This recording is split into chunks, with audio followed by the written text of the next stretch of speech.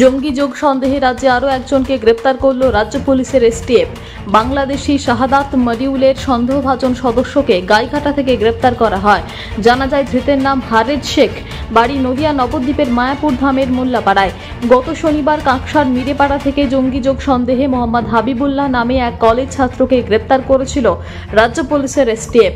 তাকে 14 দিনের নিজেদের হেফাজতে নিয়ে তদন্ত শুরু করে এসটিএফ। তাকে জেরা করে বাংলাদেশের আনসার আল ইসলাম নামের নিষিদ্ধ জঙ্গি সংগঠনের শাহাদাত গ্রুপের আরও এক সদস্য হেরাজের খোঁজ পাওয়া যায়।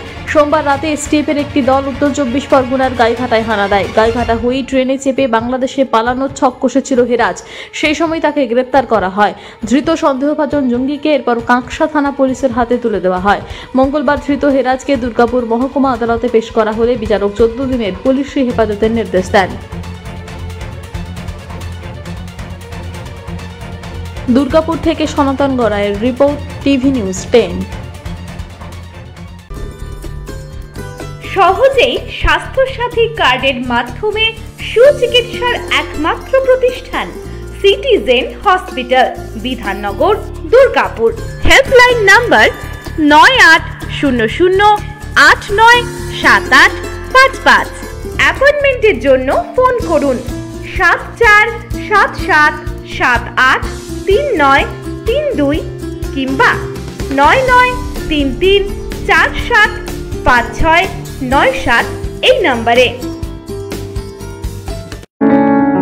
প্রিয়জনের অসুস্থতায় দিশাহীন, চিকিৎসার সঠিক দিশা পেতে ফোন করুন 7477716138, 7477716139 এই নম্বরে। শহর দুর্গাপুরে চিকিৎসার নতুন দিশা life care hospital. Life care takes care of your health. প্রবীণদের জন্য রয়েছে বিশেষ ছাড়।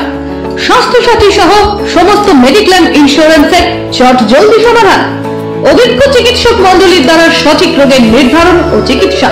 সিটি সেন্টারে ডক্টরস কলোনির পাশে বর্তমানে শহরের চিকিৎসার অন্যতম epicentre life care hospital, passion for care and cure. সবার আগে খবরের আপডেট পাওয়ার জন্য সাবস্ক্রাইব করুন আমাদের ইউটিউব চ্যানেল এবং ক্লিক করুন বেল নোটিফিকেশন আইকনে।